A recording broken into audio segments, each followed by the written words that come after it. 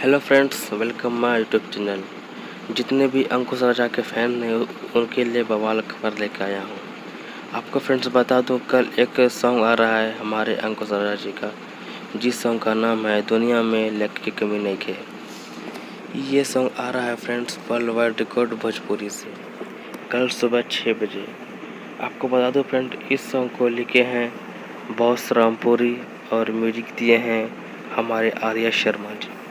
इस सॉन्ग को गाए हैं फ्रेंड्स अंकुश राजा और शिल्पी राज। ये सॉन्ग आ रहा है friends world wide record Bhojpuri से। आपको बता दें, अंकुश राजा एंड शिल्पी राज का गाना दुनिया में हिट किया है, बहुत सारा हिट दिए हैं ये दोनों का जोड़ी। जितने भी अंकुश राजा जी के फैन ये वीडियो देख रहे हैं, कृपया ये वीडियो को शेयर कीजिए, पूरा फैलाइए, ताकि अंकुश राजा का गाना पूरा हिट हो सके, नंबर 1 पे चले। Thank you.